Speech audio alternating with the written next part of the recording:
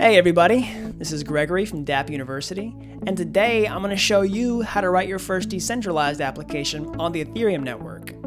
I'll show you how to write your first smart contract where we'll hold an election between two candidates, and we will allow accounts connected to the network to vote in our election, and we'll watch all the votes come in real time as they happen. We'll write tests against our smart contract to ensure that our code is robust, and we'll deploy all the code in our smart contract to a local Ethereum blockchain.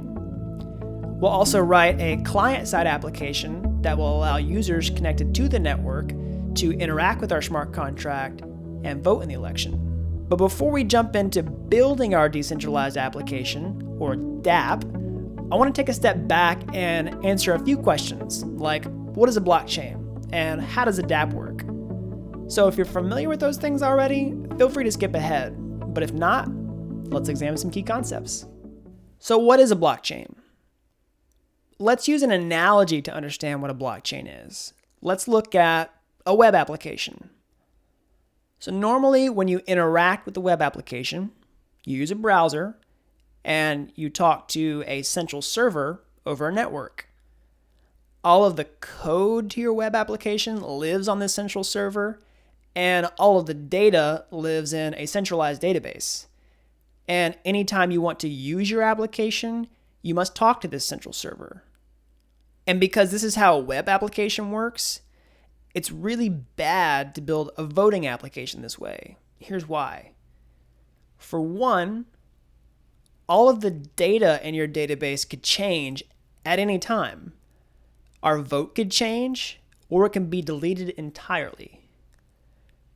Number two, all of the code in your application could change at any time. And this means that the rules in the election could change. So we don't want to build a centralized web application because of these problems. We want to build a decentralized application on the blockchain. We want to ensure that our vote is counted, that all the votes are only counted once, and that the correct candidates with the most votes is actually going to win the election. How does the blockchain solve these problems, and why is it a better choice for building our voting application? See, on the blockchain, all the data doesn't lie on a central server, but instead the data is decentralized. It's distributed across every device connected to the blockchain. See, the blockchain is a peer-to-peer network of nodes which talk to one another. So if you're a device and you're connected to the blockchain, you are a node, and you talk to all the other nodes. And you'll share some of the same responsibilities that a web server might assume. For one, you'll get a copy of all the data that's shared across the blockchain.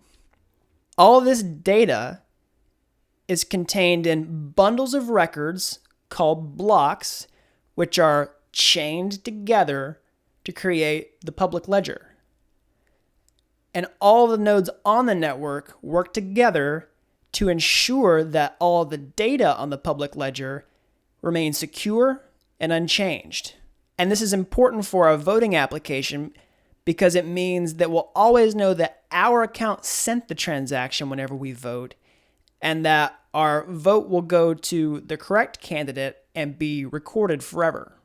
And because all of the data is shared across devices on the blockchain fundamentally is a database. And because all of the nodes talk to one another on the blockchain, it's also a network. So instead of the traditional web model, you can think of the blockchain as a network and a database all in one. And it's much better to build our voting application on the blockchain in this decentralized way so that we can vote with confidence. And that's how the blockchain works. But what about the actual code of our decentralized application? And why is it better to write this code for the blockchain? And we said that all of the data on the Ethereum blockchain is decentralized and secured. Now, likewise, all of the code on the blockchain is shared and also unchangeable. The Ethereum blockchain allows us to write code that we can deploy to the blockchain, and nodes on the network will execute this code.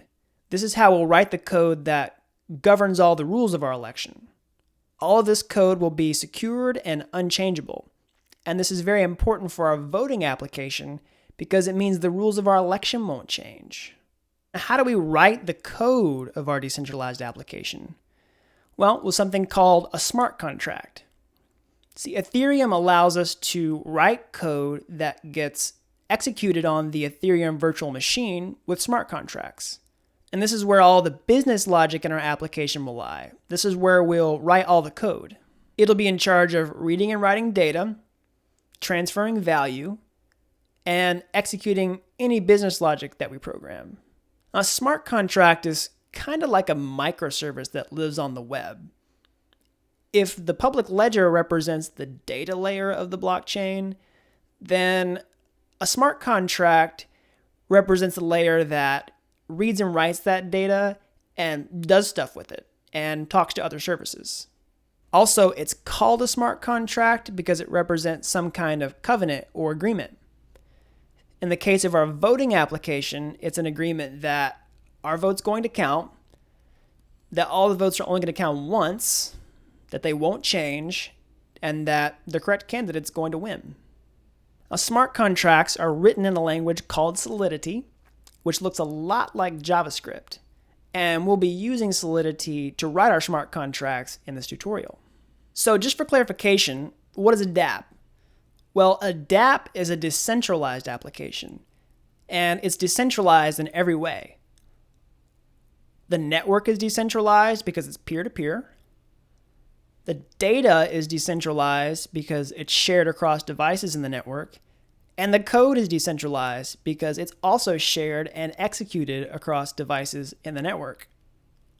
So let's take a quick look at the structure of the dApp that we'll be building in this tutorial. First, we'll have a client-side application written in HTML, CSS, and JavaScript. And instead of connecting this to a backend web server, we will connect it to a local blockchain that we will install. And we'll write all of the code to our decentralized application with a smart contract. We'll compile our smart contract and deploy it to our local blockchain. And we will allow accounts in the network to use our app and vote in the election. So we've seen what a blockchain is and how it works. We've seen what a dApp is and how a dApp works. And we've seen that we want to build our voting application in a decentralized way with a smart contract, and we want to deploy this smart contract to our local blockchain. And with that being said, let's jump in and start programming. Let's take a quick look at the client-side application that we'll be building to interact with our smart contract.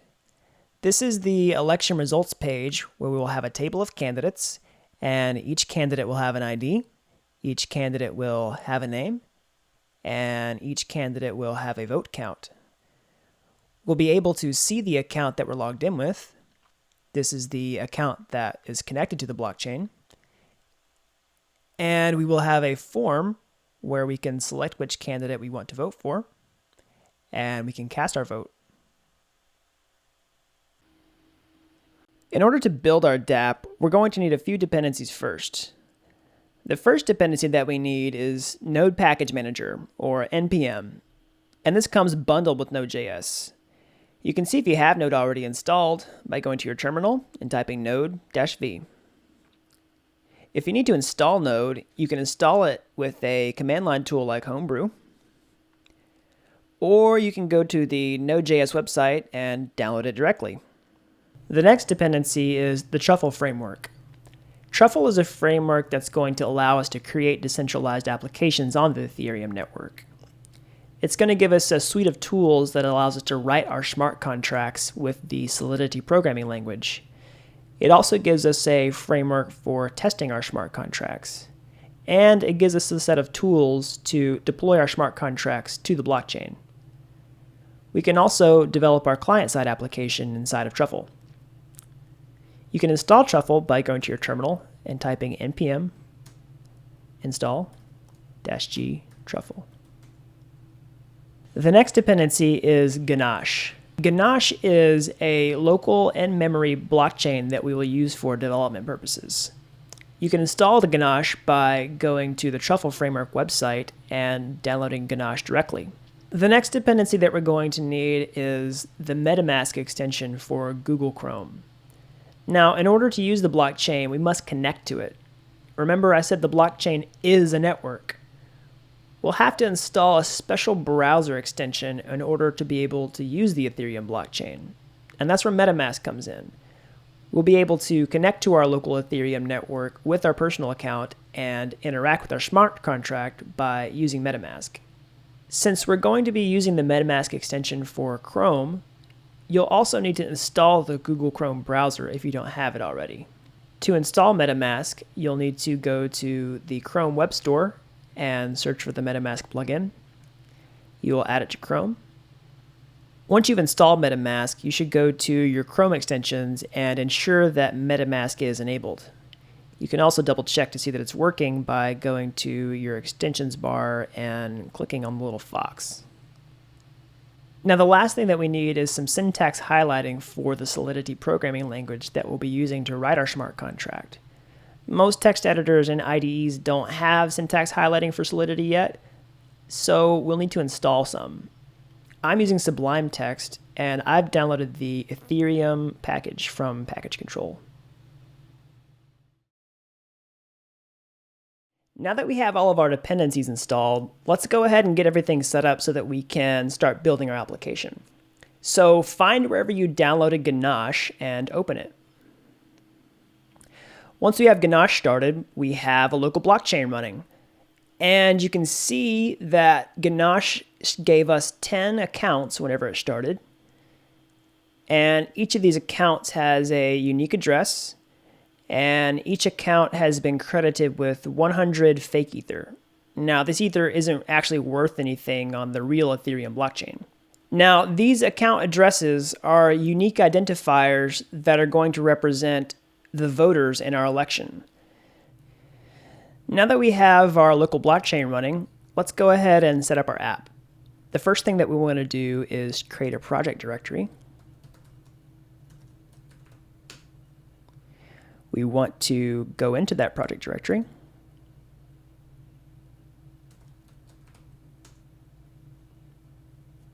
Now that we're inside of our project directory, we want to actually set up our Truffle project. Now, the Truffle framework gives us boxes, which are just packages of boilerplate code that can be unboxed within our project to get us started faster. We're going to be using the Truffle Pet Shop box. This is a box that's published by Truffle for their Ethereum Pet Shop tutorial. We can unbox the Pet Shop package by going Truffle, Unbox, Pet Shop. So let's go ahead and open up our project and take a look at what we generated. If we examine our directory structure here, we see that we have a contracts directory. This is where our smart contracts will live. And we already have a contract inside here called migrations.sol. And this is just a smart contract that's going to handle our migrations whenever we deploy all of our smart contracts to the blockchain. And below that, we have the migrations directory. This is where all of our migration files will live whenever we deploy our smart contracts to the blockchain. And if you come from another web development environment, you might be familiar with the migrations directory when you have to create a migration to change your database. This is the same thing in Truffle.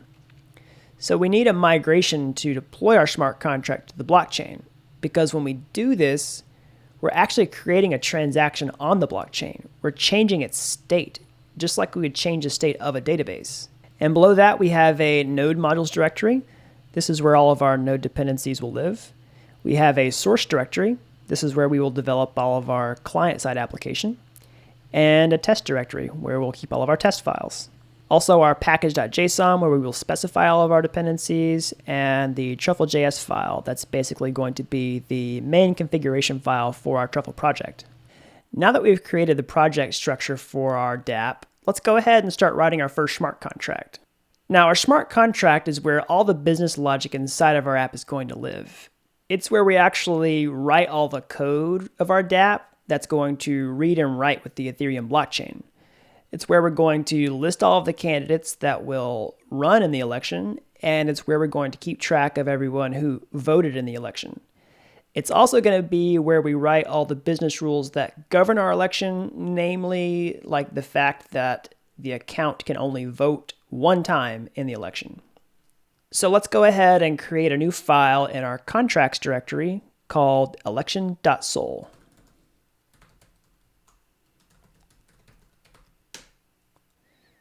Now that we're inside of our contract file, notice that the contract file name is capitalized. The first thing that we need to do is declare the version of Solidity that we will be using. And we do that like this. And the next thing that we will need to do is declare our contract. Now, the first thing that we want to do is to create some kind of smoke test to ensure that we have everything set up properly.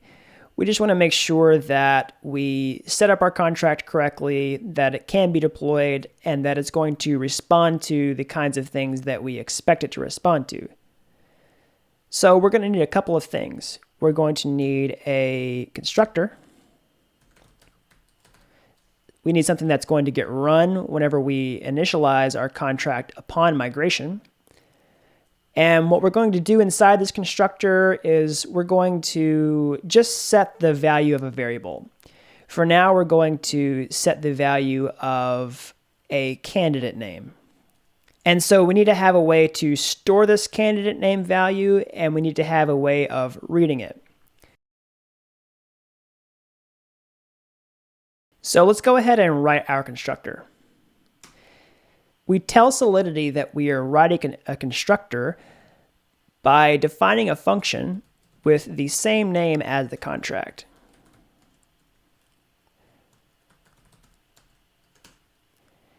Now, our constructor is going to get run whenever we deploy our contract to the blockchain, and for that reason, we need to declare it public. So inside of our constructor, we're going to just store the value of a candidate. And we'll do this by setting the value of candidate equals candidate1. This variable name right here, without an underscore before it, is going to represent a state variable.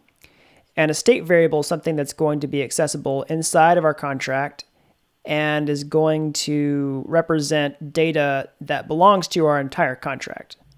So we can create a way to actually store this value and read this value by declaring a state variable.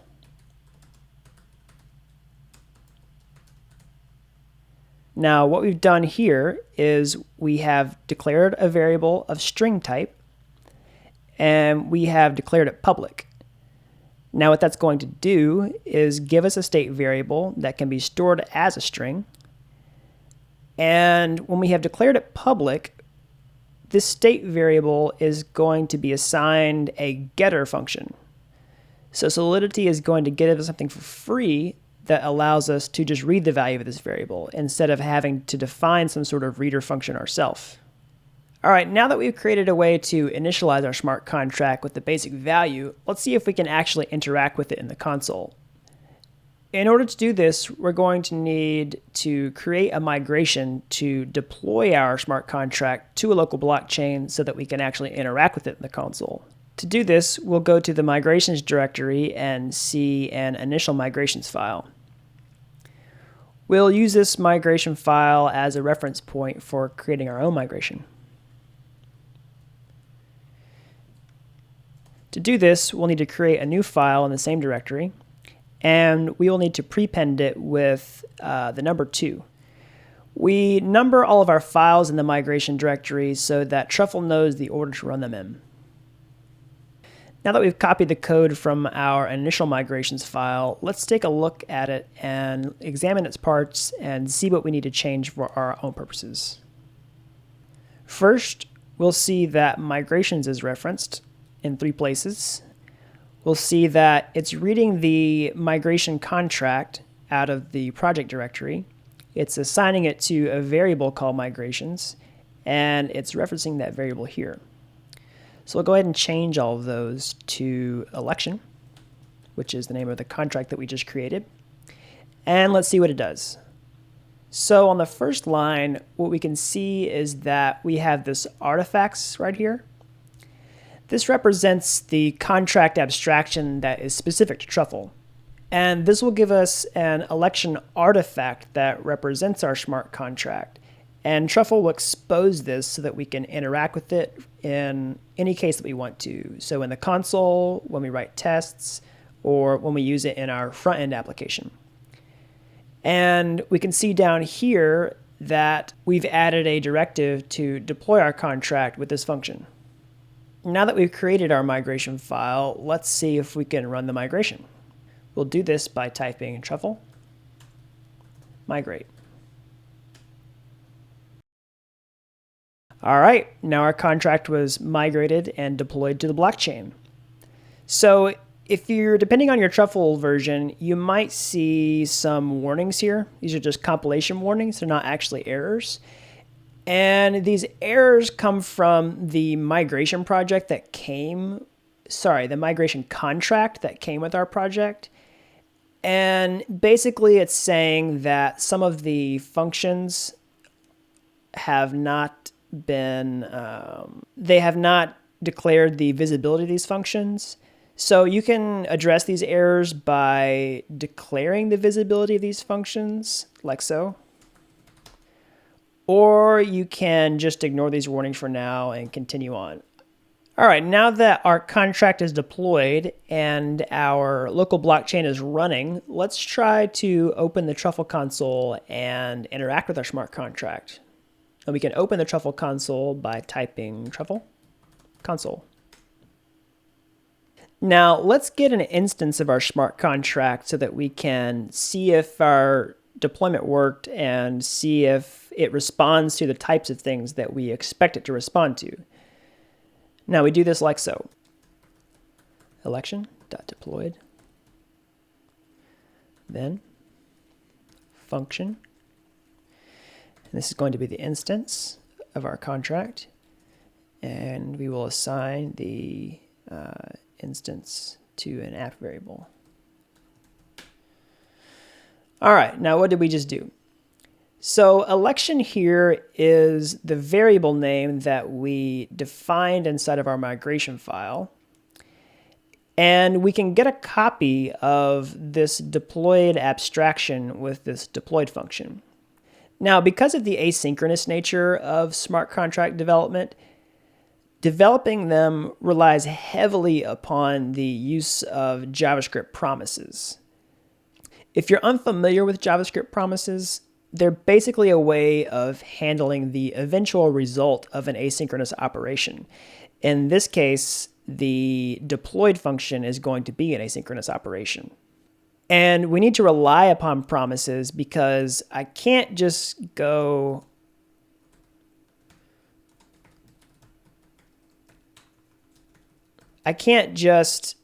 call the deployed function and expect the result to be assigned to our app variable. This won't actually return our app. Instead, it's going to return a promise, and we have to call the then function on the promise that will get executed once the promise finishes. And that promise will take a callback function where we can inject the instance of our application and assign the instance to an app variable. That's how we'll actually get access to our app once it's deployed. So now that we've stored our app into a variable, let's play around with it and see what it responds to. So we can take our app and we can get the address. And if you examine this address, it looks a lot like the account addresses that we saw when we looked in Ganache. And we can also see that we can retrieve the value of the candidate that we stored when we defined the state variable candidate and set it when we initialized our contract. See, candidate 1. This was the value that we set in the constructor. and we can verify that the constructor was run whenever we deployed our contract because that's where we set the value. And note that this is a function, not a variable. And that's because we got this getter function for free from Solidity by declaring this state variable public. And we didn't actually have to define this function ourselves. All right, and there we have it. That's our smoke test. We can see that we've created the basic smart contract and that we've deployed it successfully and that we can interact with it in the console.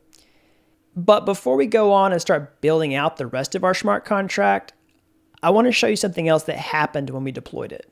Now, if you open up Ganache, we can see that the balance of the first account in our list has changed by 0.5 Ether. Now, let me explain why. Reads on the blockchain are free, but writes on the blockchain cost gas. Now, we'll talk about gas more in depth later in this tutorial, but for now, just know that whenever we deploy a contract to the blockchain, it's going to cost Ethereum. And in our development environment, Ganache defaults to debiting that Ethereum amount from the first account in the list.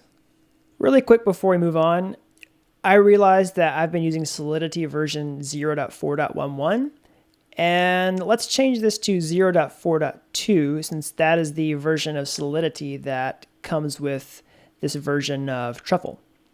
Now that we've come to a stopping point, let's go ahead and commit our changes.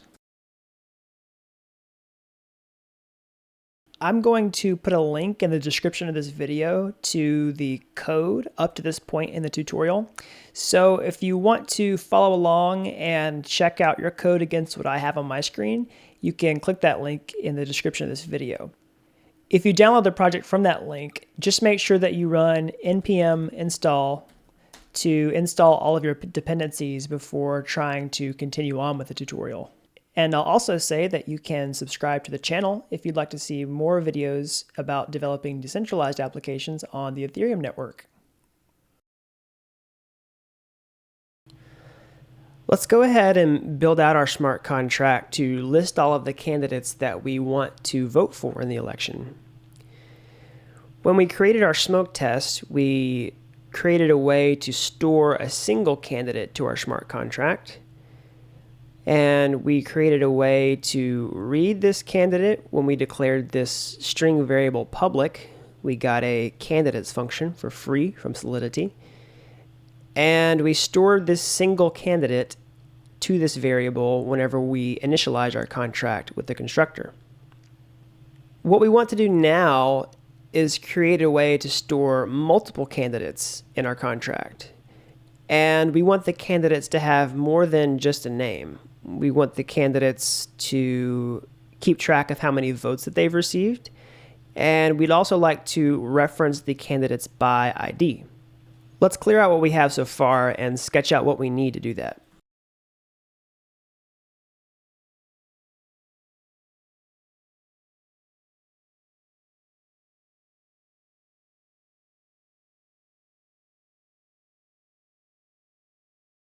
So here are the things that we need. We need a way to model a candidate. We need a way to describe what our candidate looks like, that it has a name, that it has a vote count, that it has an ID. And we need a way to store the candidate that we've modeled. And we need a way to fetch that candidate from storage. And we also need to track how many candidates there are in storage. And I'll explain why in a minute. This is how we're going to model the candidate inside of our contract. Solidity allows us to create our own structure types, and we're going to do that for our candidate here. We can do this with the keyword struct followed by the name of our new type, in this case, candidate.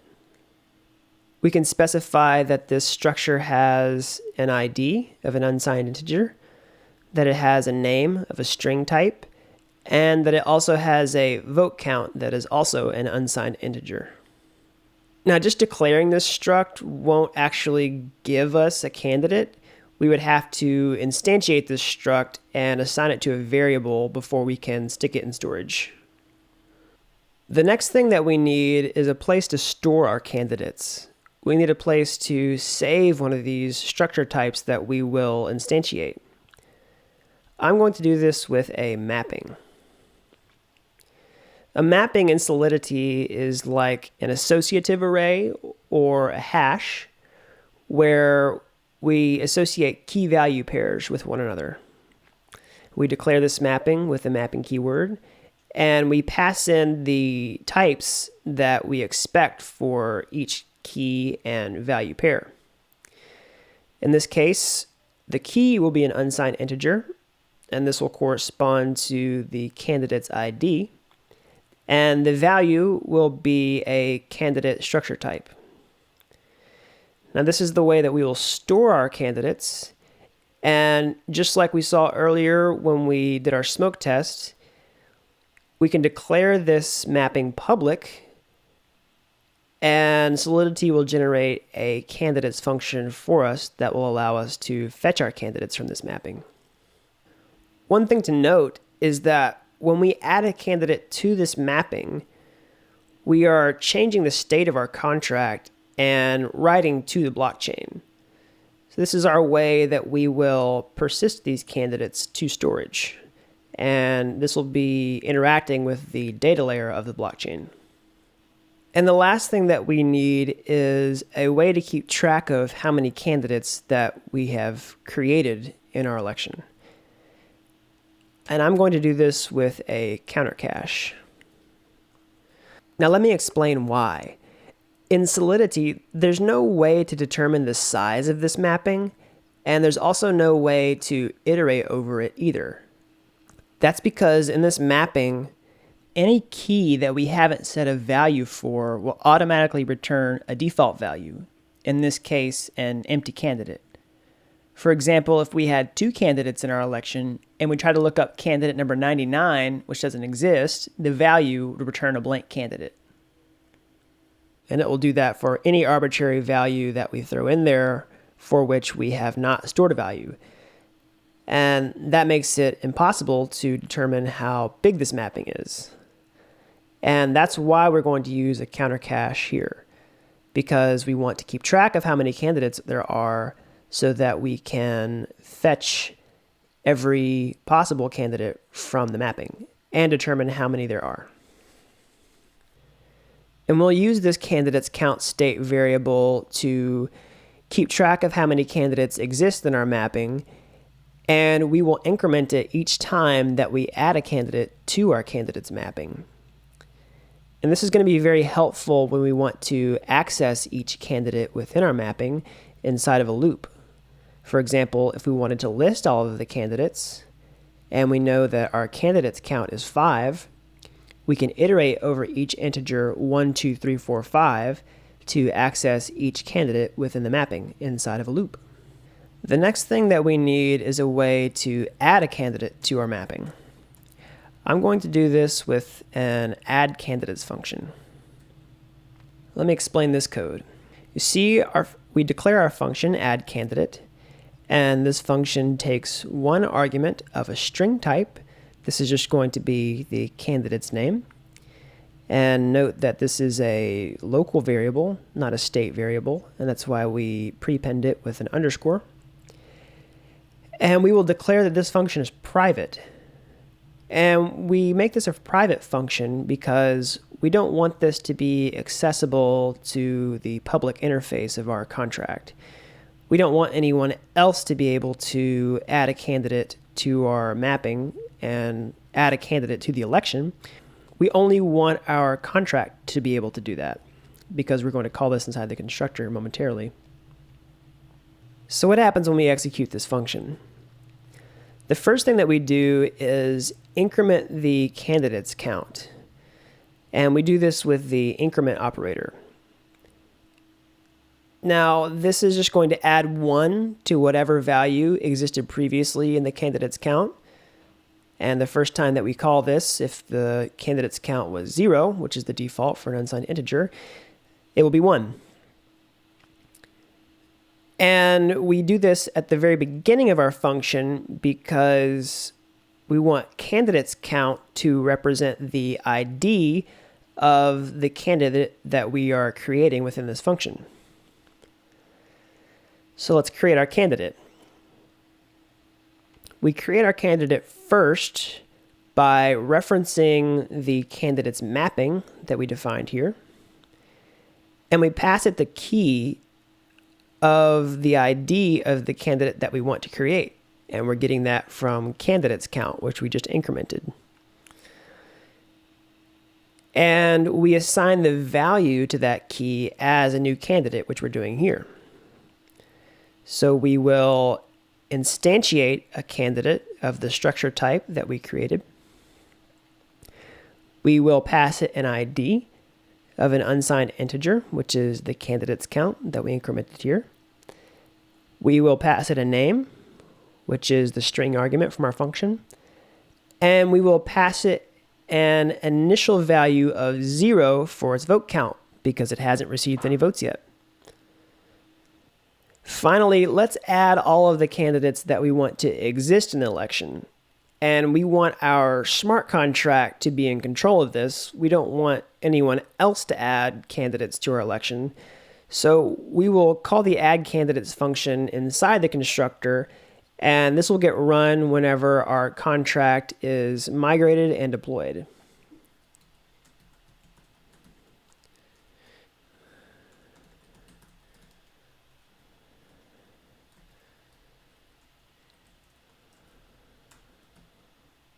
All right, so we have added candidates to our smart contract. And our smart contract is going to be in charge of how many candidates exist. This code is going to get run whenever this contract is initialized and deployed to the blockchain. It will add a candidate. We will keep track that there are 2 total candidates with our candidates count. And we will store these candidates in our mapping with the key of an unsigned integer that will correspond to the candidate's ID. And the value will be this candidate structure that we defined. This is our way of modeling the candidate. It'll have an ID, it'll have a name, it'll have a vote count. And we will get a function for accessing each candidate because we declared this mapping public with a candidates function, which we will be able to pass an integer that will be the candidate's ID in order to fetch the specific candidate that we want to vote for. Now that we have our candidates added to our contract, let's try to read them out of the console. In order to do this, we must ensure that our local blockchain is running.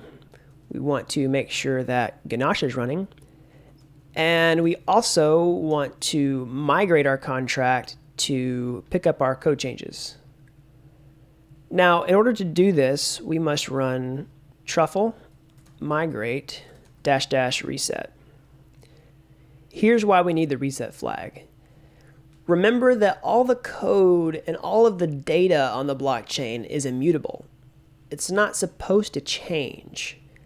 So whenever we change the code in our smart contract for development purposes, we must push a new copy of our smart contract to the local blockchain to get our code changes. When we do this, we will lose all of the state of our smart contract, and we will also be assigned a new address. For this reason, migrations are really only intended to be run once, and we must rerun all of our migrations from the beginning with this reset flag to pick up our changes. This is a lot like dropping all the tables in your development database and starting from the beginning if you've ever had to do that kind of thing before. So let's run our migrations. All right, and our contract is deployed. Now let's open the console.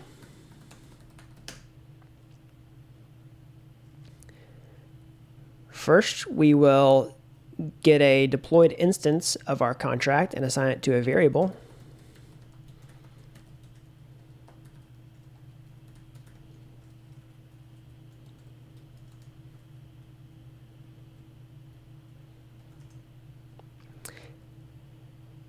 Let's try to inspect some candidates.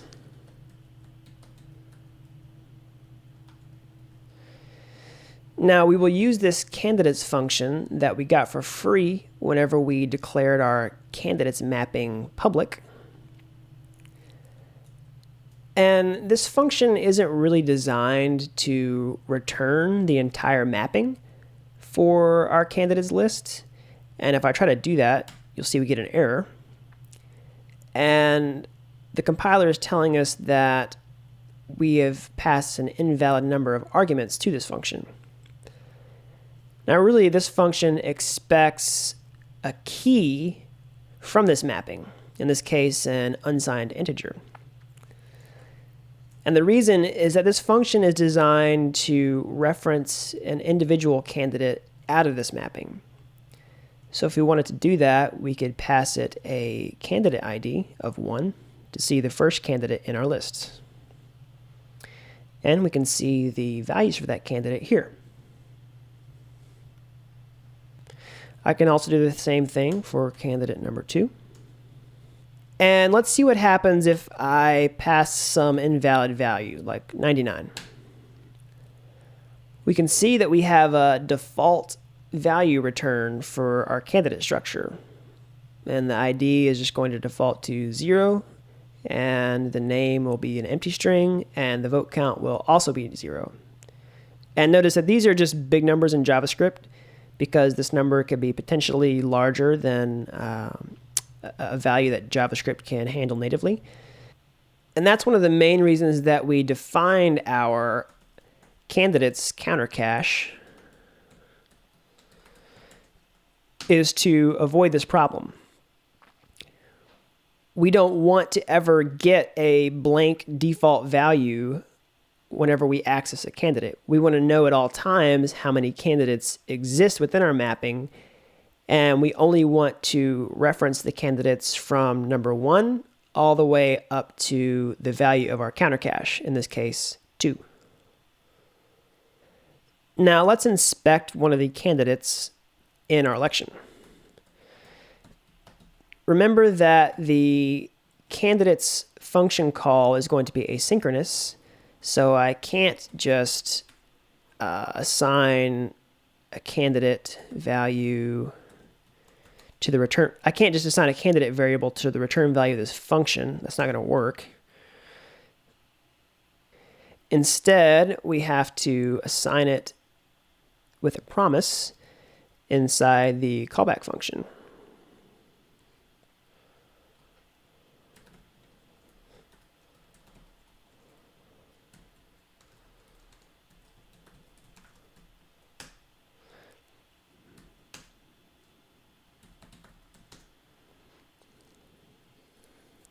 Now I've returned the value of the candidate variable that we just assigned here. Now let's try to inspect the values of this candidate variable.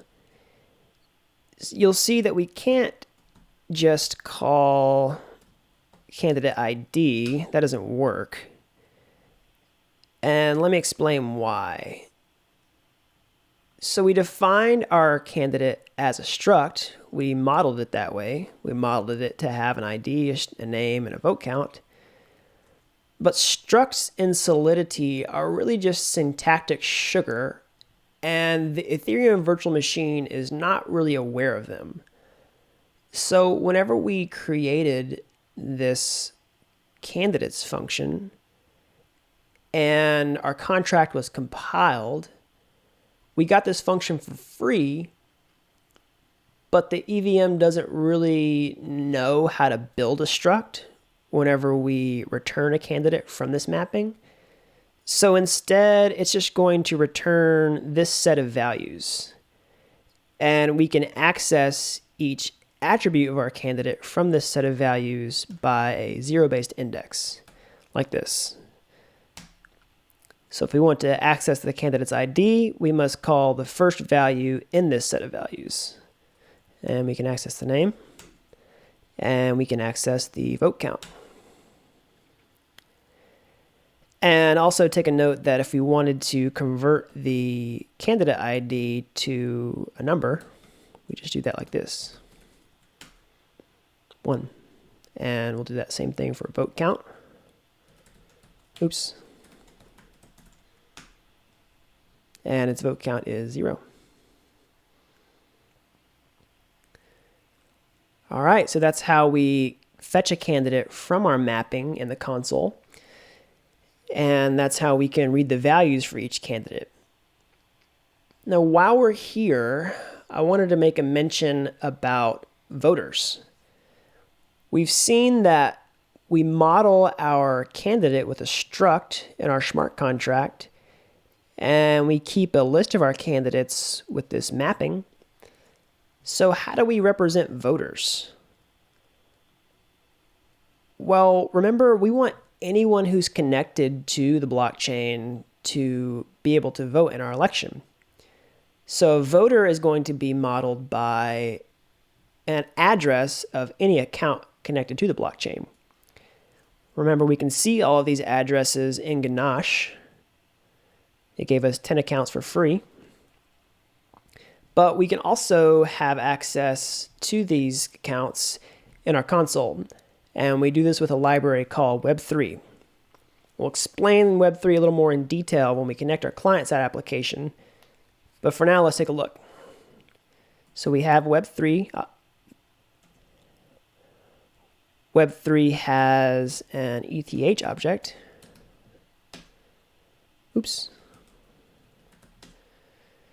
And this ETH object also gives us access to all of the accounts that are connected to our network. Boom. You can see these are all 10 accounts that are running in Ganache. And we can also reference these accounts individually.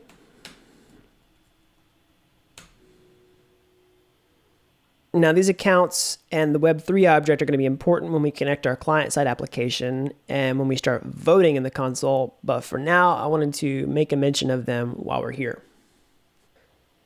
Now that we've seen how our candidates work in the console, let's write some tests to ensure that our contract was initialized the way we expect it to. Let's talk really quickly about why testing is so important when you're developing smart contracts. We really want to ensure that our contracts are bug-free for a couple reasons. Remember that all the code on the blockchain is immutable. So if our contract has any bugs, we must deploy a new copy of it. And this new copy will not have the same state as our old contract, and it won't have the same address. The only thing that we can do with our old contract at that point is disable it. And we want to avoid doing any of that if possible.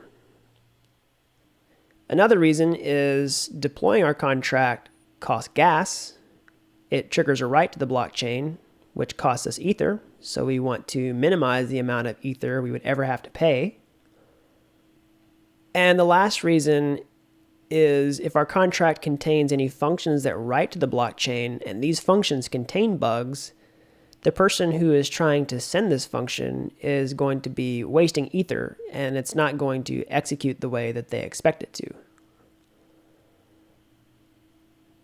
So with that being said, testing our contracts are very important to ensure that they are bug-free before we deploy them.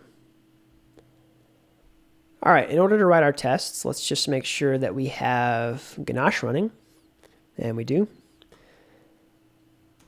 And next we will create a file to run our tests. I'm going to create an election.js file in our test directory here. There are a few ways of testing our smart contract. We can write tests in Solidity, but this method is pretty new, and we're not going to focus on that in this tutorial. Instead, we're going to write our tests in JavaScript to simulate client-side interactions with our contract, kind of like we saw in the Truffle console. Now, Truffle comes bundled with the Mocha testing framework and the Chai assertion library. And both of these things are going to give us everything that we need to write tests for our smart contract. Let's go ahead and sketch out our tests. The first thing that we will do is require our smart contract And this will create an artifact that Truffle will use to create an abstraction to interact with our contract. And the next thing is to declare our contract. Now, when we declare a contract, this is going to inject all of the accounts that exist in our development environment, and we can use this account for testing purposes. The first thing that we will test for is that our contract was initialized with the correct number of candidates. And I'm just going to paste in some code that does that. Now let's take a look.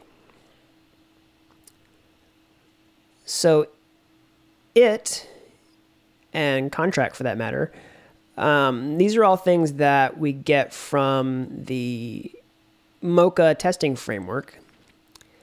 And this assertion here is something that we get from Chai, which I showed you a second ago. So let's step through this. We provide a description that our contract was initialized with 2 candidates. And we fetch an instance of our deployed contract, much like we did in the console. We get access to that instance here in this callback function. And once we have that, we're going to fetch our candidates count. And this call is also asynchronous, so we need to execute a promise chain and inject the value of this count here. Once we have injected that value, we will use this assertion that the value is equal to 2. Now let's save that and run this test. We can run our test simply by typing truffle test. All right, and it passed. Tell you what, let's change the value of this number here to ensure that our test is working the way we expect.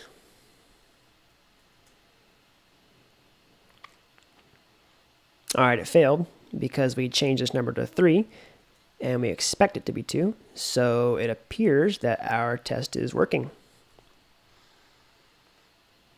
All right. The next thing that we want to test for is that our candidates were actually initialized with the correct values. So here we just tested that there are 2 candidates, and now we want to actually check that, the name is correct and that their vote count is correct and that the ID is correct. So I'm just going to paste in this test here and we'll step through it. I'm also going to add this.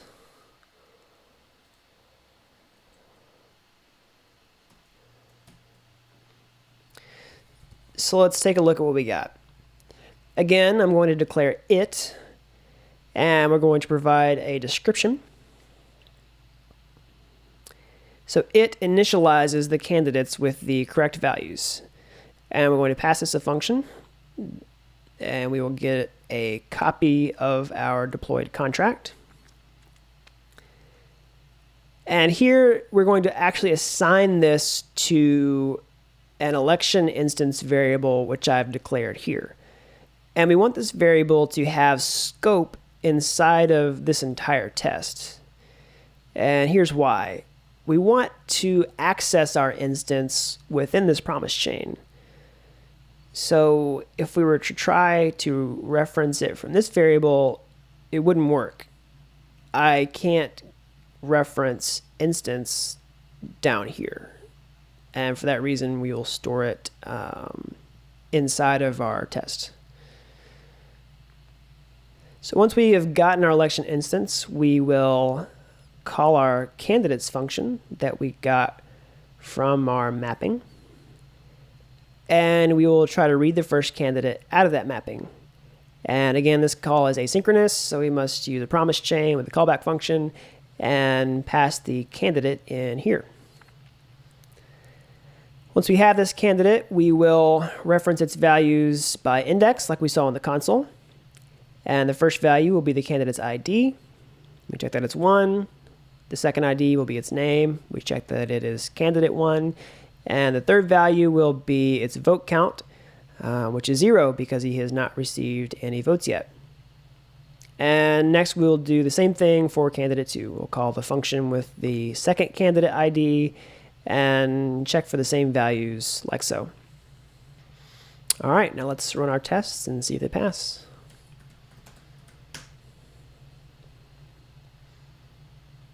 Boom, there we go. So let's write some code that will allow us to list out the candidates on our client-side application. In order to do this, we're going to write some HTML and some JavaScript.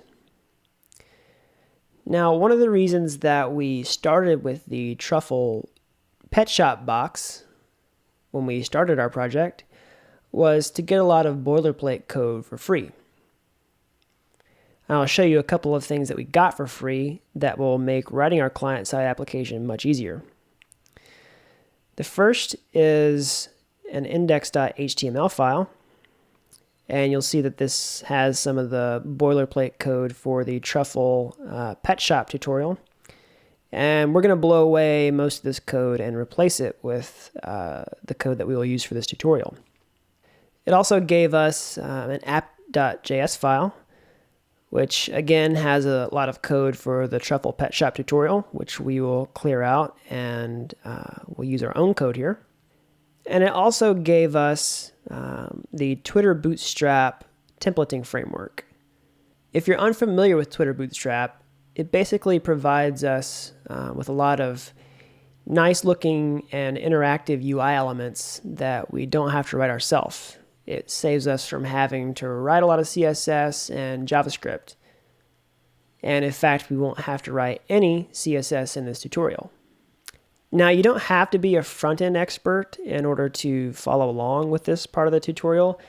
In fact, I've tried to keep the HTML very basic, and I've also tried to write very vanilla JavaScript in our app.js file. Try to keep it very clear and as simple as possible in order to follow along.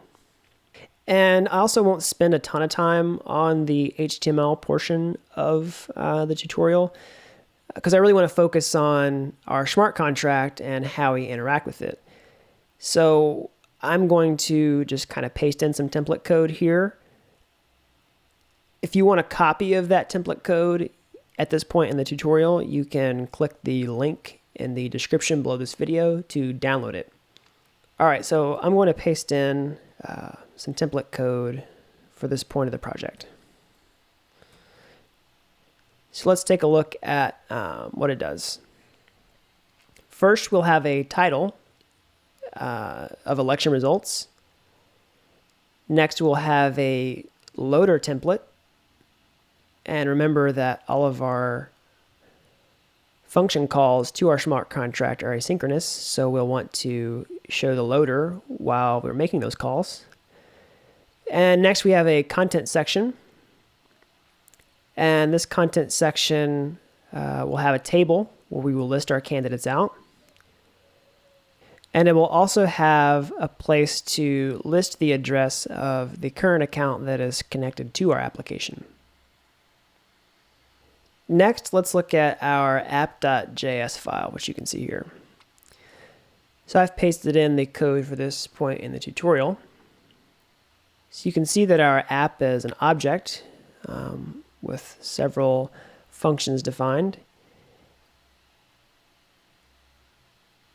And we will initialize this app whenever the window loads. So let's take a look at the code and step through to see what it does. First, we will initialize our app. And when we do this, we will initialize Web3. Once we initialize Web3, we will initialize our contract. And once our contract is initialized, we will render out the content of our application on the page. So let's step through each of those functions and see what they do. From a high level, initializing Web3 basically connects our client-side application to our local blockchain. And I'll explain how that works. Now remember, we saw Web3 in our console when we listed out the accounts. And we will get an instance of Web3 attached to our window from MetaMask, which we installed when we installed the dependencies for this tutorial. Now, MetaMask is the extension that turns our Chrome browser into a blockchain browser, a browser that can connect to the Ethereum network. And when we log into MetaMask, it's going to provide us with a Web3 provider. When it does, we will set this Web3 provider to our application's Web3 provider. And if that doesn't happen, we will set a default Web3 provider from our local blockchain instance. Now, don't get too hung up on what's happening inside of here. Essentially, just know that this is the function that initializes our connection of our client-side application to our local blockchain. Once that's finished, we will initialize our contract, and we do that here. From a high level, this function loads up our contract into our front-end application so that we can interact with it. The first thing that we will do is load a JSON file of our election artifact, and we will use that JSON to generate a truffle contract. And this truffle contract is the actual contract that we can interact with inside of our app.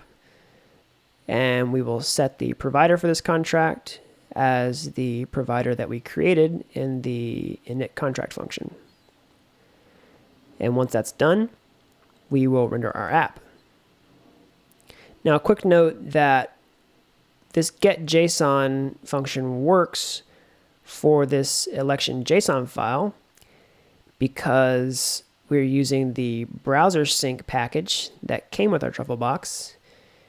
And our browser sync package is configured to read JSON files out of the build contracts directory.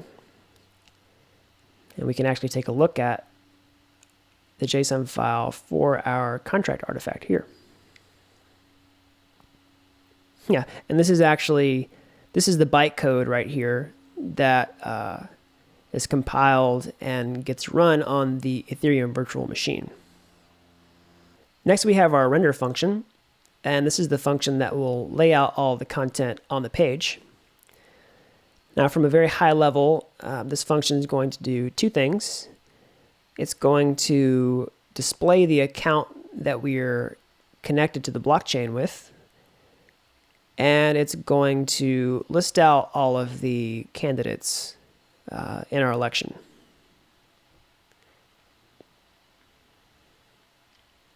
So let's examine that further. First, we're going to declare an election instance variable that we can reference throughout this render function, just like we did in our tests. Next, we're going to keep track of the loading template and the content element on our page so that we can show and hide them at different points in the render.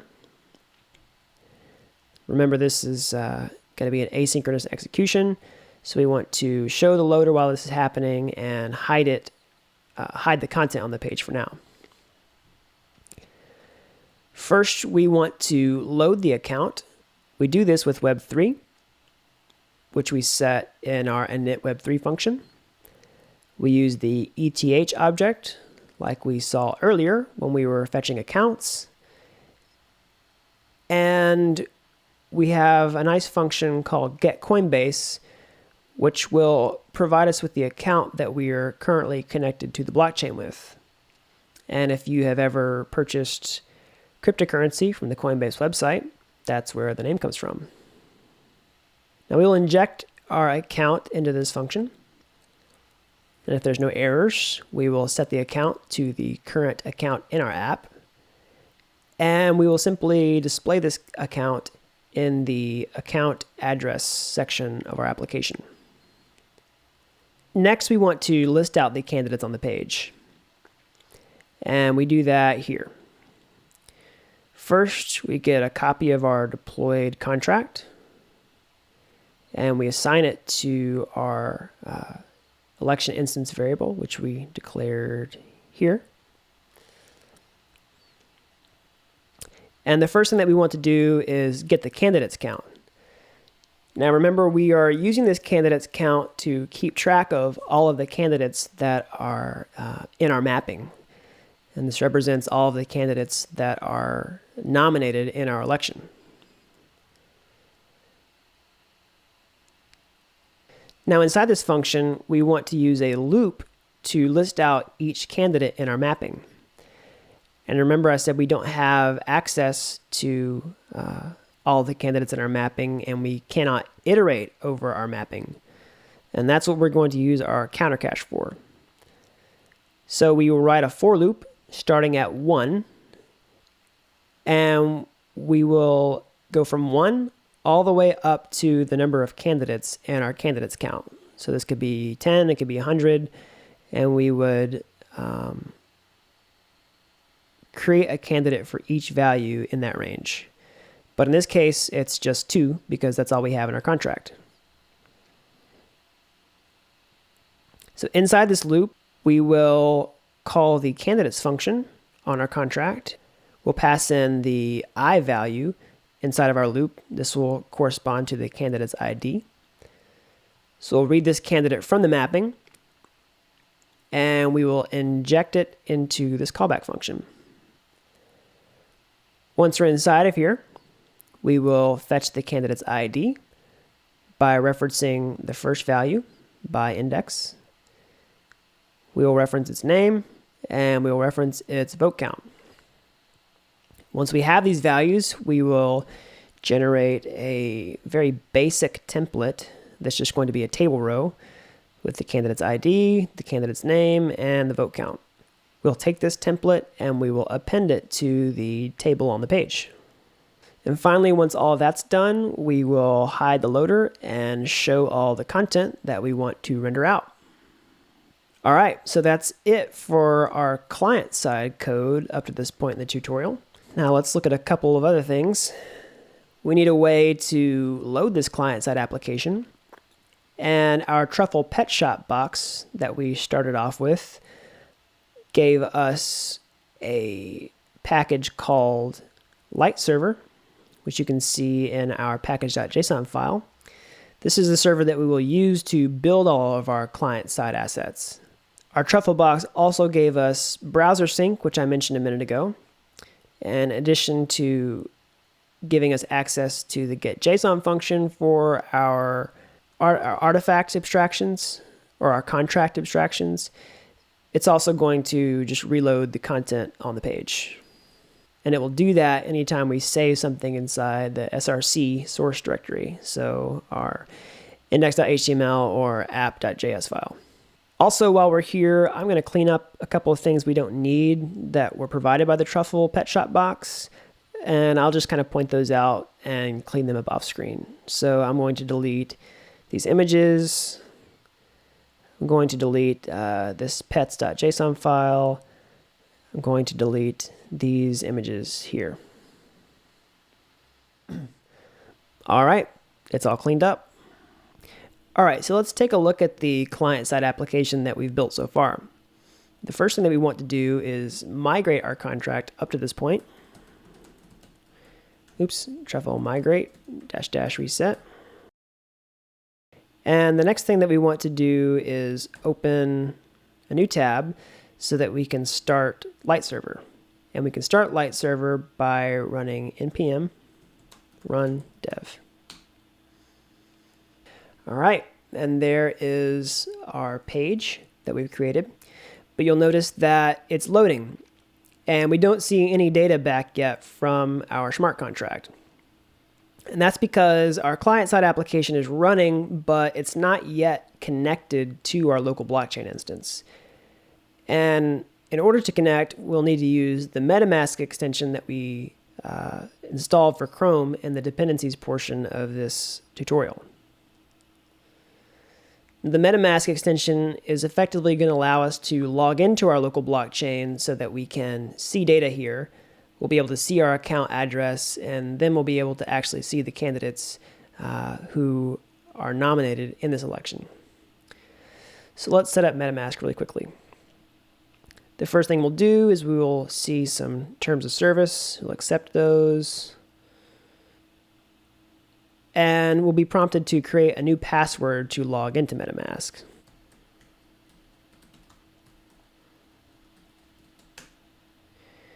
Once we've entered our password, MetaMask will give us a seed phrase. Now, it's going to be very important that you copy the seed phrase and store it somewhere. The seed phrase will be used to restore your account in case you uninstall MetaMask or you lose access to this MetaMask client.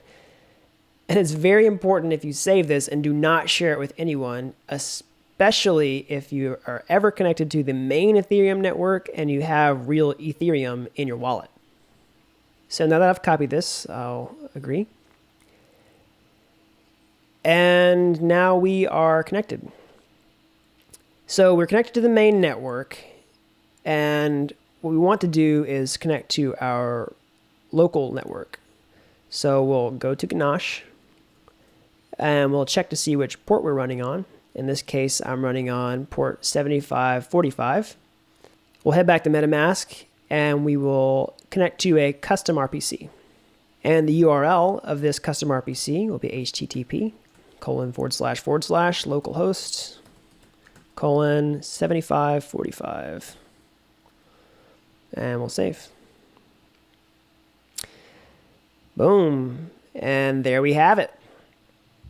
Now you may see a different account value here. This is BEF57. This is a different value. So we can ensure that we are logged in with the, you may not actually see anything here yet, and we can ensure that you'll see results and ensure that we're using the correct account address by importing a new account into MetaMask. And I'll show you how to do that. So if you go to MetaMask, we can see these account addresses here. I'm just going to take account number 2 here. And this is going to be the account address that we're going to use. And I'm going to show the private key. I'm going to copy this private key. Go back to MetaMask and go to this little account symbol here. And I'm going to import an account. And I'm going to import it from a private key. And I'll paste that private key in here. All right, so we should be connected to account number 2 here. Let's refresh the page. So this should be account 8FEF, which is exactly what we copied from Ganache, 8FEF. Okay, so there we have it. We have connected our front-end application to the blockchain. We can see the candidates that we created in our smart contract. We can see their names, we can see their vote counts, and we can also see the account that we are logged into with MetaMask to our local blockchain. Now, if you have any problems seeing this content, you may have to troubleshoot MetaMask a little bit. You can also use the web inspector with Chrome to examine to see if you have any console errors. You can also download the code at this point in the tutorial with the links in the description of this video below. I'm going to go ahead and commit the changes that we've made so far and push them up so that you all can download the code at this point in the tutorial. I'm going to add everything that we have. So feel free to download that in order to follow along with the rest of the tutorial. And you can also subscribe to the channel if you'd like to see more videos about developing decentralized applications with the Ethereum network. The next bit of behavior that we want to add to our smart contract is the ability to cast a vote. And if you want to pick up with this section of the tutorial, you can download the source code in the description below the video. But if you're doing that, just be sure to run npm install first to follow along. In order to cast a vote, we'll go into our smart contract and we will define a voting function. And we want this voting function to take one argument, an unsigned integer of the candidate ID. And we want this function to be public. That means we want an external account to be able to call this function. We don't want it to be only available to our contract. We want it to be accessible publicly.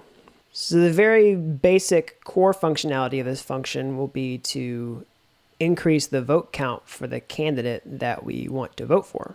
We're going to do this by reading the candidate out of the candidate's mapping and increasing the vote count on the candidate struct that is returned from that mapping. And we'll do that like this. So we want to update candidate vote count. First, we will reference our candidate's mapping. You can see that's here and here. And we will read the value of the candidate struct that we are trying to vote for. We do that by taking the candidate ID that was passed in and using that as the key in our candidate's mapping, which we know will return a candidate struct that will have a vote count. And once we read this candidate out, we will get its vote count, and we will increment it by 1 with the increment operator. So that's it. This is how we will update the vote count for our candidate. Now, keeping track of the candidate's vote count is the core functionality of our voting function. But there are several other pieces of behavior or stipulations that we want to program inside of our vote function. The next thing that we want our function to do is record that the voter has voted. Now remember, let's think about our use case for a second. This smart contract governs an election, and we only want the address of the person who's trying to vote one time. The first step in ensuring that that happens is to keep track of the fact that that account has voted. So how do we keep track that this account has voted? In fact, how do we even know which account is voting when we call this function? I mean, we only pass in a candidate ID here. Well, when we call this function, Solidity allows us to pass in metadata to our function. So it allows us to pass in more arguments than the ones that we defined here. And part of that metadata can be the person who is sending this function, or the account that's sending this function. And we'll observe that when we call the function in the console here in a minute. But for now, you can know that Solidity will give us a special way of accessing the account who's sending this function with msg.sender. Now, msg stands for message, and that's going to be part of the metadata that gets passed into this function. And sender is going to be the account from which this function call is sent. Now, this is a little bit of magic at the moment, but just know that this is how we are going to access the account that is sending this function when we call it. So that's how we access the account who is voting. But how do we keep track of the fact that they've already voted, or that they're voting whenever we call this function? Well, to do that, we're going to create a new mapping, just like we created whenever we stored the candidates who are running in our election. So we want a way to store accounts that have voted. And we can do that like this. So I've created a new mapping here. I have to find a mapping that takes a key value pair of an address, and it returns a Boolean value, and this mapping will be public, and we will call it voters. And remember, because it's public, we'll get a voters function. So this key value pair is simply going to take an account as the key, the account address, and give us a Boolean value. So if I add the account address to this mapping and set the value to true, that's how we're going to keep track of the fact that the account has voted. Now, if the address is not contained in this mapping, this Boolean value will default to false. Now that we have this mapping as a quick lookup to see who has voted, let's actually add the address who is voting in this function to that mapping so that we can track the fact that they voted. And we'll do that like this. We'll do voters. So the name of the mapping we just created. We will read the account with msg.sender, and we will set its value to true, like that. Again, so we're just referencing our voters mapping. We're reading the account out of that mapping and setting its value to true, the fact that it has voted. All right, so there's the very basic functionality of our vote function. For now, we are just going to increment the vote count for the candidate, and we are going to add the sender of this function to the list of addresses that have already voted. Let's jump into the console and try to actually cast a vote with the function that we just created. The first thing that we'll need to do is migrate our contract with truffle migrate -- reset. All right, and we will open the console with truffle console. And we will get a instance of our deployed contract.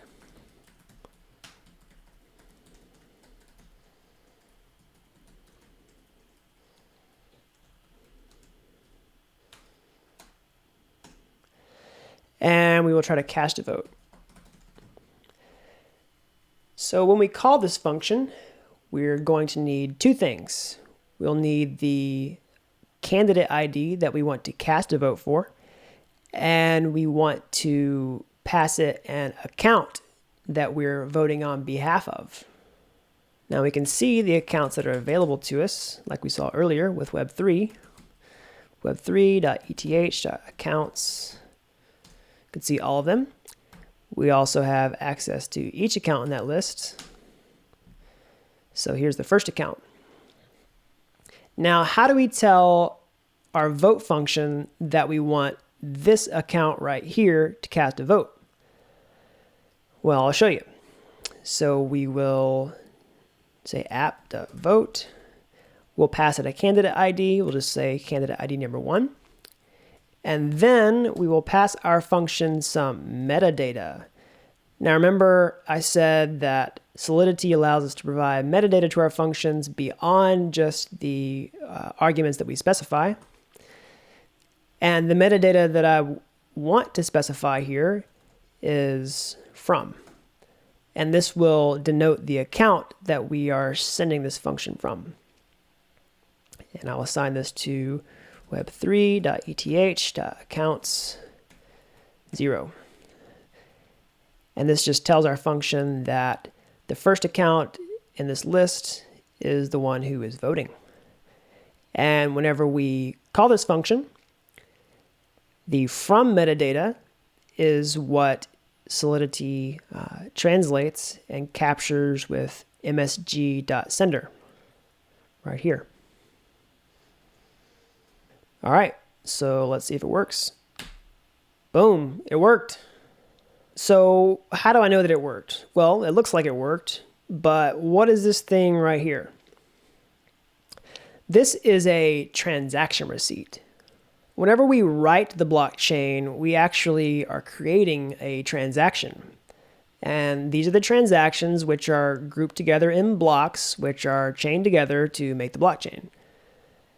And whenever we write a new transaction, we get a transaction receipt. And we can kind of look through here and see the components of this receipt. So we see the transaction hash here and here. We see the block hash that was mined to create the transaction. We see the block number. We see the gas used and a few other things. So gas, let's talk about gas for a second. This is the first time that we've written a function that's called by an account. And whenever an account calls this function, they're going to have to pay. They're going to have to pay gas. And Ethereum network uses the concept of gas to determine how much the user has to pay when they call this function. because reads from the blockchain are free, but writes cost gas. Now, when we think about gas, we want to think about two things: gas and gas price. Now, gas is just a unit within itself. It's not equal to Ethereum. Now, one gas is not one Ethereum. In order to get the Ethereum amount, we must multiply the gas usage by the gas price. Now, gas can be kind of a complex topic at first, so if you're interested in learning more about gas, just leave a comment below and subscribe to the channel, and I'd be happy to make a more in-depth video explaining gas on the Ethereum network. All right, so there we have it. We have successfully voted in the console. We've called our vote function with a candidate ID of 1, and we've passed some metadata into our function. We've specified that the account that is sending this function is the first account in our local network, and we have access to that account address inside Solidity with msg.sender. And we have tracked that the account has voted whenever they call this function, and we have updated the candidate's vote count. Let's add a basic test for our voting function. To do that, we'll go to our election.js file in our test directory here, and we will add our test here. Now, in order to test this function, we want to check for two things. The first is that the function increments the vote counts for the candidate, that whenever we vote, the candidate vote goes up by 1. And we also want to check that the voter was added to the mapping that we created, that our contract knows whenever an account has already voted. So let's see how that works.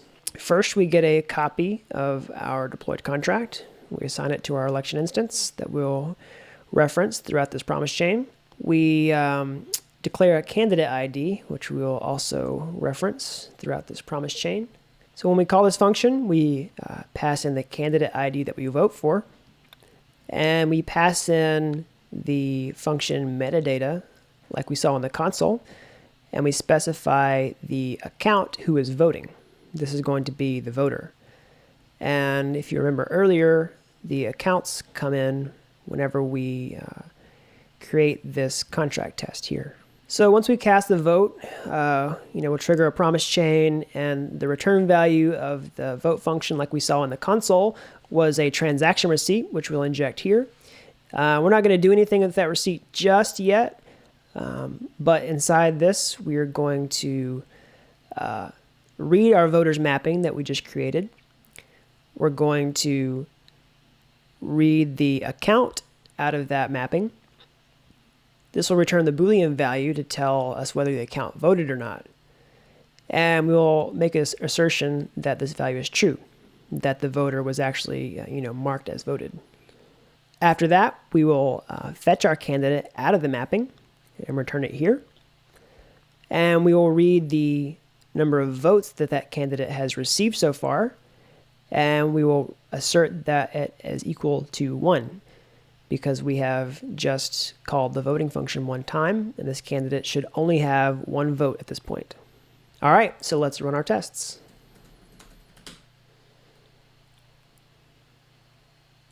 Boom, they passed. So now that we can actually cast a vote for a candidate, and now that we can keep track of who's voted, we want to add some more behavior to our vote function. We don't want this function to just be called whenever, by whoever. We want to add some conditions that will keep these lines from executing if those conditions are met. The first condition we want to check for is that the address has not voted before.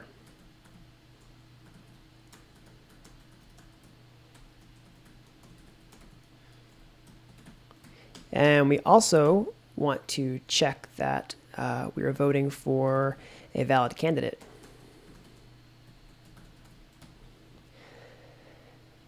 Now, we've kept track of the voter who has voted already whenever we call this function the first time. But if they try to call this function again, we want to stop execution before we get here. Now let's explain how we do that. So Solidity provides us with require. Now require will accept some sort of condition, and if that condition evaluates to true, require something that's true, the rest of this code will get executed. But if the condition evaluates to false, then this will stop execution. So again, we're looking for some sort of Boolean value here. And we want to do is we want to effectively require that the address has not voted yet. So how do we do that? Well, the first time that an address tries to vote, they get added to our voters mapping. So we want to check to make sure that the address is not in our voters mapping. And we do that like this.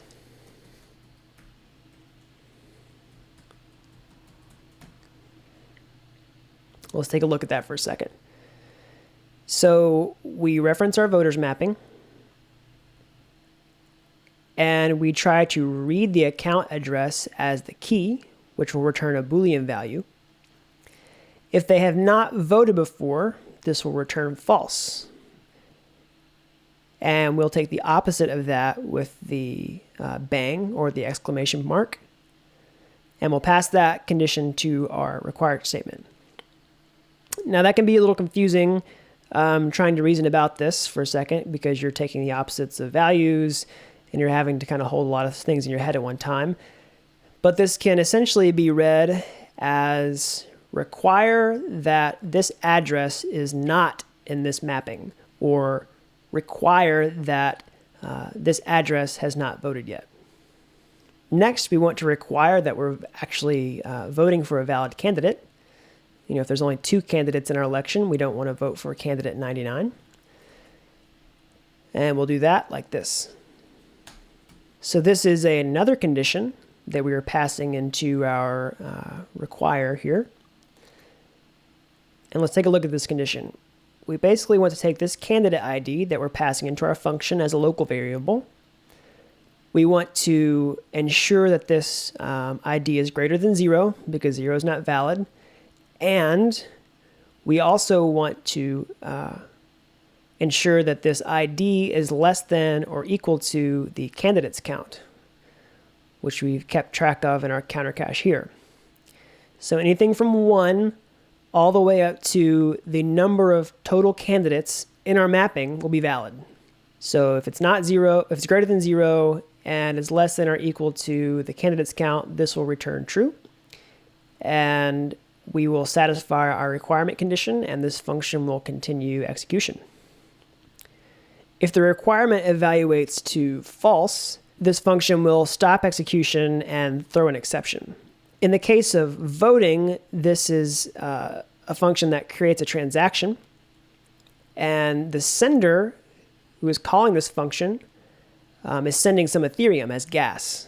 Now, whatever gas would be used to execute this part of the function is not going to be used, since we don't get there yet, and that's going to be refunded to the sender. But any gas that was used up to this point will not.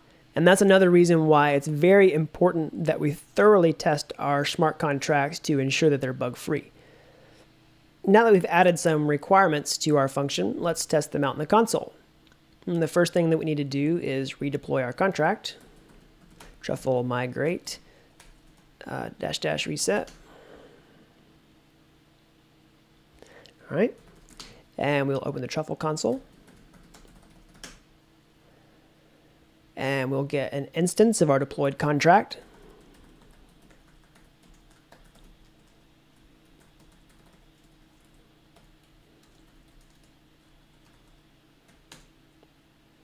Now let's call our vote function. And we'll vote for the first candidate, and we will send this function from web3.eth.accounts 0. We'll just do the first account for now. All right, so that worked. We got a transaction receipt. Now let's make sure that we cannot vote again. Boom, we got an exception just like we expected. error VM exception while processing transaction, revert. That's what we wanted. So our first requirement worked. This account cannot vote twice. Now let's see if we can vote for an invalid candidate. Let's say candidate number 99. And let's try to vote from a different account so that we're not triggering the same. In fact, let's just do count 5. All right, we got another exception. So that works. We cannot vote for candidate 99. And let's just ensure that account 5 is able to vote so that we are extra sure. Boom, and that worked. All right, so let's write some tests for our new requirements. I'm just going to paste those test examples in here.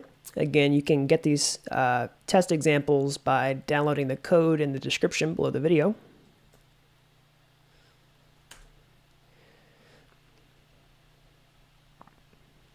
And let's take a look at the first one. So the first thing that we want to test for is that an exception is thrown for an invalid candidate. So just like all of our other tests, we get an instance of our deployed contract. We assign this instance to a variable here. And here's what we'll do. We will vote one time for candidate 99. And we know that 99 is invalid because there are only 2 candidates in our election. And we'll do this from account 1. We can check for an error by calling assert fail inside this promise chain. And we will catch this error and inject it into this callback function. Once we're inside this callback function, we can inspect our error object. We can check its message. And we will check that this message has this substring revert inside of it. And we'll say this error message must contain revert. You know, there are other different kinds of exceptions that can be raised by the Ethereum virtual machine. But in this case, we want to specify that it's a revert message. Then we will ensure that the state of our contract is unaltered whenever this require function is called. Now, the first thing that we're going to do is fetch the first candidate, and we want to ensure that its vote count did not change. So whenever this function's called and it stops execution here, we want to make sure that the vote count did not increment. So that's what we'll do here. We'll assert that the vote count is still 1. It's 1 because we voted one time already in our test suite. And we also want to ensure that candidate number 2's vote count is unaltered. And we'll just assert that it stays 0 because it has not received any votes yet. The next thing that we want to test for is that the account cannot vote twice. So in typical fashion, we will get an instance of our contract. We will start with a candidate ID of 2. We'll do a different candidate this time. We will vote once from account number 1 for candidate number 2. And we will read this candidate out of the candidates mapping. And we'll just make sure that the first time that we voted for this candidate, it worked. That their vote count went up to 1. You see, we're voting for candidate number 2. It hasn't received any votes yet. So after we vote the first time, we expect candidate number 2's vote count to be 1. So it accepts the first vote, and then we'll try to vote again. We'll take our instance, we'll call vote with the same value, candidate number 2, from the same account, which will be accounts at an index of 1. When we do this, we will assert that another failure happened, and we'll catch this error, and we'll check that the index of revert inside this error message exists. And we do that just like we did in the previous assertion. And after that, we will ensure that the state of our contract is unchanged, just like we did in the first test example. We test that the vote count did not go up for either candidate. All right, so now that that's written, let's try to run our tests.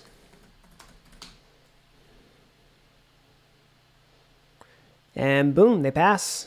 We can see it throws an exception for invalid candidates, and it throws an exception for double voting. Now we will allow an account to vote using our client-side application. To do this, I'm going to paste in some code to update our client-side application. You can get this code with the download link in the description below this video. Now, the first thing that we've added is a form that will allow our account to vote. And basically, this form is going to have a select input, and we will append items to this select input that correspond to each candidate in our smart contract. And this select input is going to have an onSubmit handler that will call a cast vote function that we will define in our app.js file. Next, we're going to update our app.js file to do a few things. First, we want to list all the possible candidates from our smart contract in our form select. Then we want to handle the form submission whenever the account tries to vote. And lastly, we want to hide the form if the account has already voted. So most of these changes have happened inside of our render function. So let's take a look. You can actually see the get diff markings here. The first thing is we've queried for the candidate select. That's the select inside the form. We've emptied that out. And we have entered inside of the loop that we created when we were listing out the candidates on the page. So inside this loop, anytime we reference a candidate by ID, in addition to listing them on the candidates table, we are going to render a select option inside of the voting form. And we're just building a simple template here. And lastly, we want to hide the form on the page if the account has voted already. So after we've rendered all of this out, we want to access the voters mapping. We want to read the current account to see if they exist in that mapping. If they exist in that mapping, then they've already voted, and this will return a Boolean value of true. And we'll pass that into this callback function. If that returns true, then we will hide the form so that they can't vote twice. And lastly, we will add a function to actually vote. It'll actually cast a vote with our smart contract. And remember, we're doing this with our onSubmit handler that we defined here, cast vote. And we define cast vote here. So let's see what that does. We will query for the candidate ID. We'll get its value from the selector that the form has selected whenever it's submitted. We'll get an instance of our deployed contract. We will call the vote function with the candidate ID that we got from the select. And we'll pass in the function metadata with from. And we will say that it's the current account for our app. And this will be an asynchronous call. So we will execute a promise chain. And for now, we're just going to hide the content on the page and show the loader. And whenever this vote's actually recorded, we want to do the opposite. We want to actually re-render the content on the page, but we'll do that momentarily. All right, now that all of our front-end code is in place, let's take a look in the browser. First, we'll need to ensure that Light Server is running so that our assets are being served to the browser. And we'll visit Chrome. And there we have it. There is our form to vote for the candidate. And let's try it out. So let's try candidate number 2. All right, notice that when we try to cast our vote, MetaMask will open a confirmation window. And this confirmation window basically is checking that you actually want to submit this transaction to the blockchain.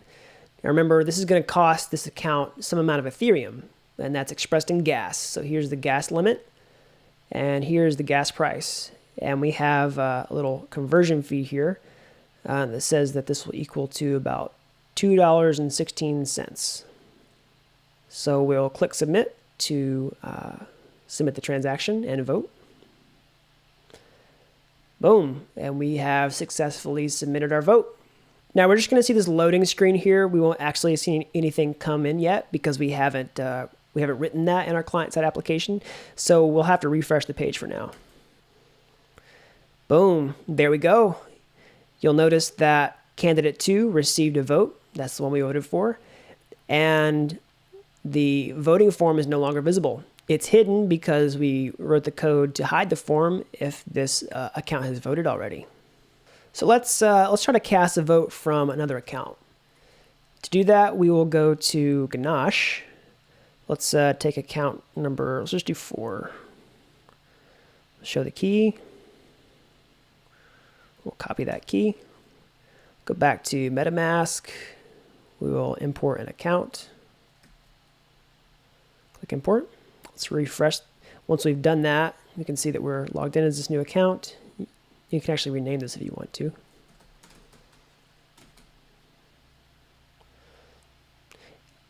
And we'll refresh the page. All right, so we see the vote count and we see the form again. So let's try to cast another vote for candidate number 2. Vote, confirmation, submit. Blah, blah, blah, blah, blah. All right, let's refresh the page. And there we have it, a vote for candidate number 2, and the form's gone. All right, now we can successfully cast votes with our client-side application. But we want to update this because we don't want to get stuck on that loading page every time we cast a vote. We actually want the page to refresh on its own so that we can see the votes come in real time as they happen. Now, the good news is we can add an event to our smart contract that gets triggered whenever a vote is counted, and we can subscribe to this event on the front end to watch the vote come in real time as it gets counted. And that's exactly what we'll do in the next section of this tutorial. Now that we've come to a stopping point, we'll commit our changes. We'll call this cast votes. And again, you can fetch the code at this point in the tutorial with the link in the description below. And you could subscribe to the channel if you'd like to see more videos on how to develop decentralized applications on the Ethereum network. Now, the very last task is to trigger an event inside of our vote function anytime a vote is cast. Now, you can follow along with this portion of the tutorial by downloading the source code in the description below the video. If you do that, just make sure that you run npm install first to install your dependencies. Now let's head into our smart contract to see how we trigger this event. The first thing that we need to do is add an event, which is pretty easy in Solidity. We'll just do that like this. We declare an event like this. We'll call it a voted event. We'll just give it this name. And we will use an unsigned integer to index the candidate ID that we will pass into this event. Next, we want to trigger this event anytime a vote is cast. So anytime this vote function is called, we want to trigger this event. And that's also really easy. Just like that. We will trigger this voted event, and we will pass in the candidate ID that was the only argument to our vote function. All right, now that we've added that voting event, Let's make sure that it gets called when we run our tests. And that's going to be pretty easy too. What we'll do is find our test where we cast a vote the first time. This test that says it allows a voter to vote. And we will inspect our transaction receipt. And we'll do this. Oops.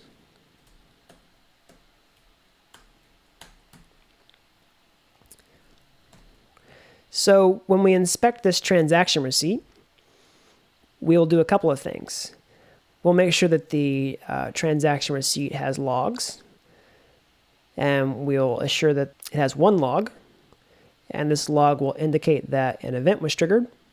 And we'll dig into this first log, and we'll access the event, and we will ensure that it's the correct event type, that it is actually the voted event that we created in our smart contract.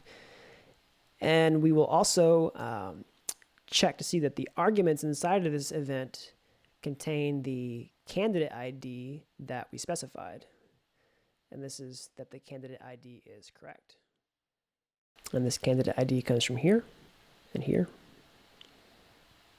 All right, so let's run our test to make sure that they pass.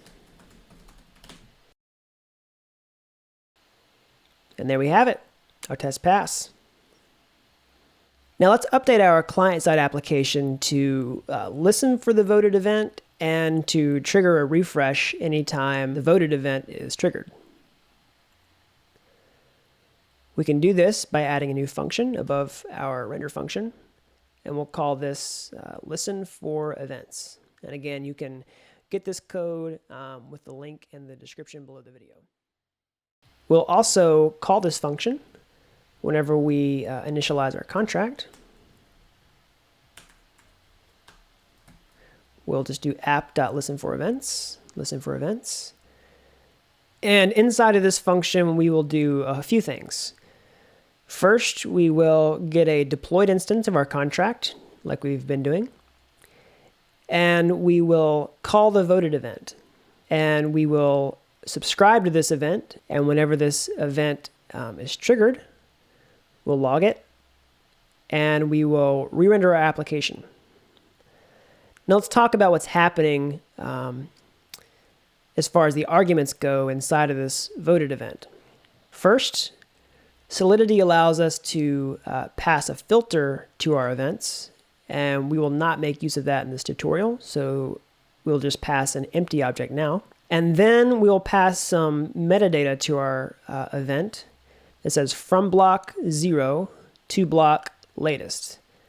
This basically means that we want to subscribe to events on the entire blockchain. So from the first block to the most recent one. And this is how we listen to those events. And whenever the event's triggered, we'll log it and we'll re-render the app. And when the app is re-rendered, we will see the updated vote count. All right, so before we save this and look at it on the front end, I want to make a quick note. In order for this to work, you may have to restart Google Chrome. That's because there's a known issue with MetaMask. If you want to read more about it, you can check out this link right here. But basically, I had trouble subscribing to events the first time that I built this application, and I had to actually do some Googling, and I found this issue with MetaMask. So if you have the same issue that I do, restarting Chrome worked for me. So if you restarted Chrome and you visit your front-end application, you'll see this loading page. That's because we're not signed into MetaMask. So you'll have to use the password that you created earlier.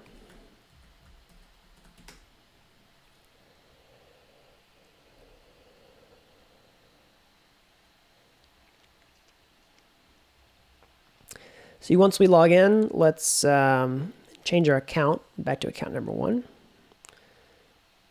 And let's refresh the page. All right, so now that we have the front end reloaded, let's try to vote again. But just as an exercise, let's go to Ganache and add a new account. So let's do this, take the private key, and we will import an account. And we'll call this, let's call this account 6.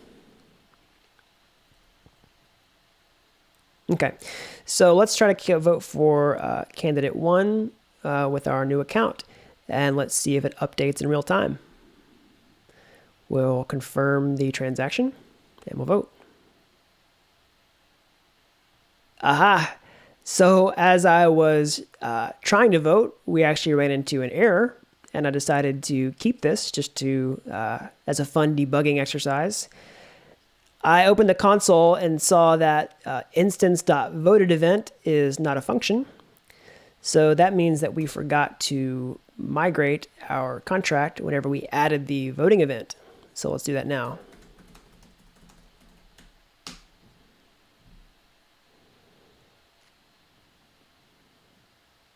All right, so let's try to refresh. There we go. Remember that we will reset all of our data when we rerun our migrations. That's because we are deploying a new contract with a completely fresh state. And we're still logged in with account number 6. So let's try to cast a vote for candidate number 1 again. And let's see if it actually updates in real time.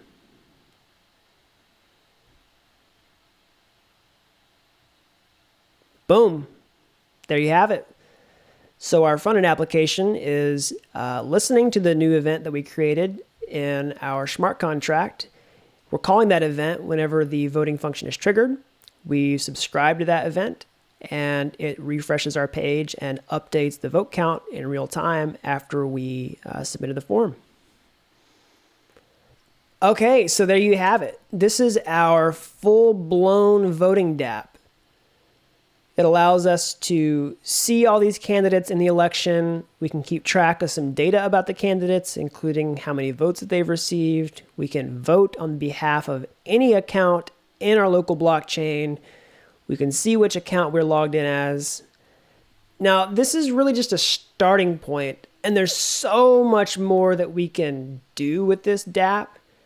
We can extend it to include several different features. We could add a timer to our election so that there's actually a limited amount of time for people to vote, like, in a real election. And we could wait for that timer to run out before we start announcing the winners of the election, instead of just displaying them publicly as the results come in. And we can also restrict who might be able to vote in our election. Like, we could allow accounts to register to vote, and we could restrict any account that's not registered to vote to not vote in our election.